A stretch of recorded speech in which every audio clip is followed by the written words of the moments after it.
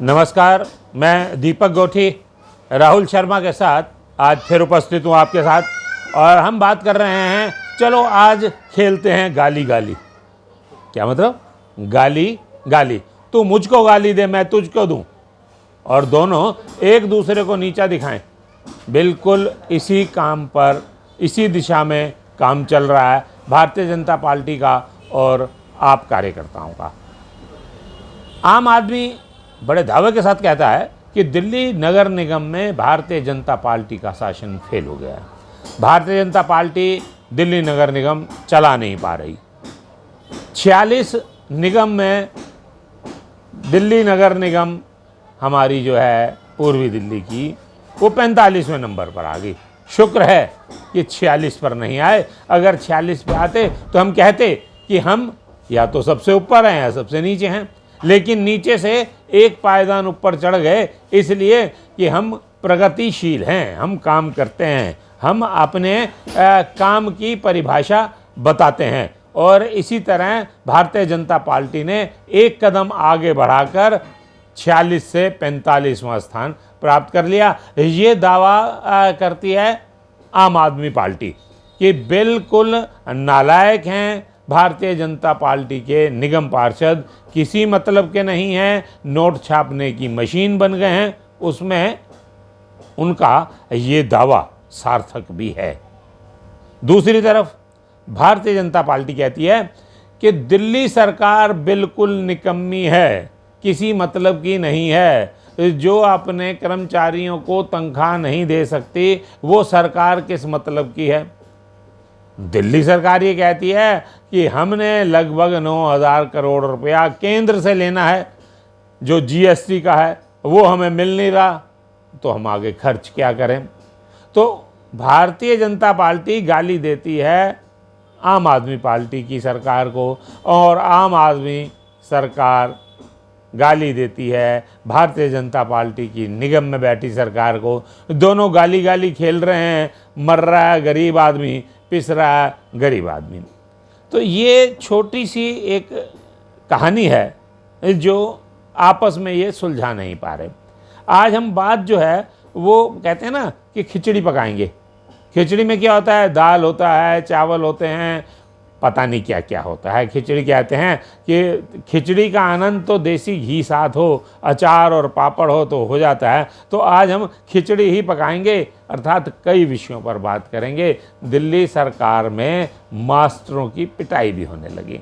कल करोल बाग की एक रेड लाइट पर एक मास्टर जी पिट रहे थे। पूछा, मास्टर जी क्या बात, आप तो स्कूल में पढ़ाते हैं और बच्चों को पीटते हैं, यहाँ सड़क पे बच्चे आपको पीट रहे हैं। उन्होंने कहा, भाई मैं क्या करूं, मेरी ड्यूटी लगा दी है, जिसके मास्क ना हो उसका चालान काटो।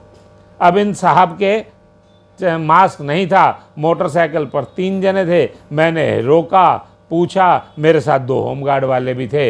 लड़कों ने मेरे से गाली गलौज करी, होमगार्ड वाले अगल बगल हो गए, इन्होंने पकड़ लिया और पीट दिया। कह रहे मास्टर होगा स्कूल में, पुलिस वाला नहीं है जो चालान काटेगा। मेरी चालान बुक भी फाड़ दी, मुझे मारा भी, और कहते हैं कि जिसने भेजा है उसे जाके कहे कि चालान क्यों काट रहा है। वो बेचारा मास्टर पिट गया।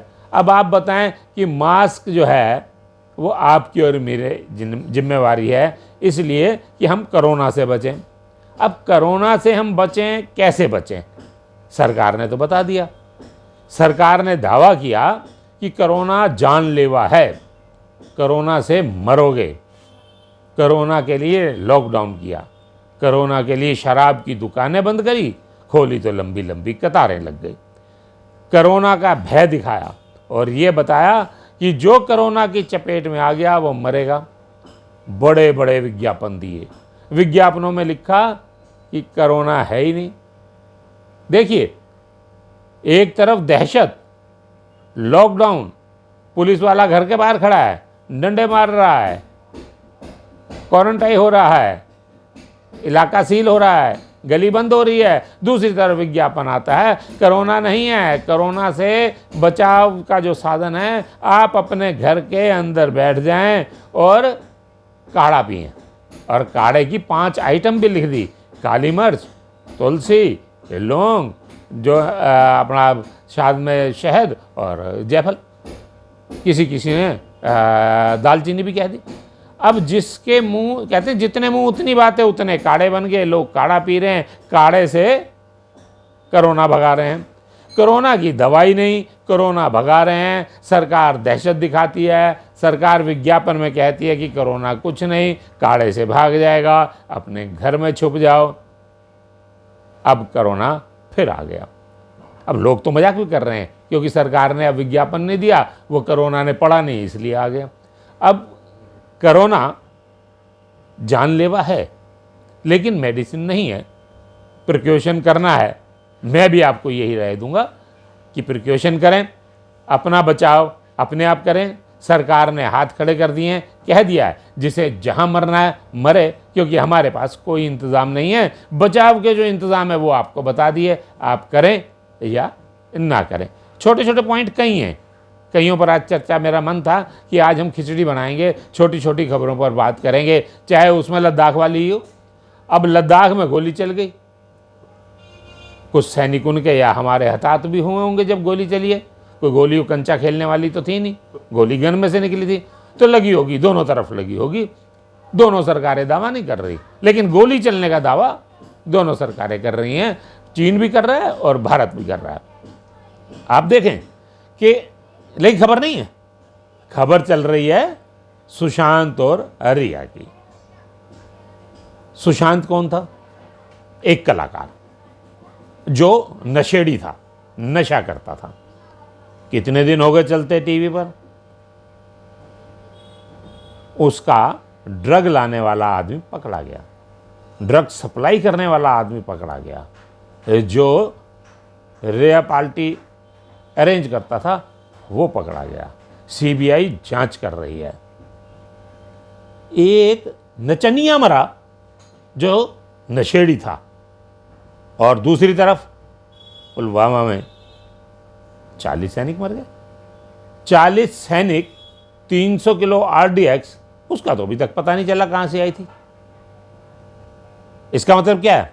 सरकार जब चाहे तब तह तक पहुंच सकती है, बिल्कुल आखिर तक पहुंच के कब्र में से भी उस मुलजिम को निकाल के ला सकती है। कहते हैं कि कानून के हाथ बहुत लंबे होते हैं, पर कानून के हाथ लंबे कहां होते हैं? जहां सरकार चाहती है।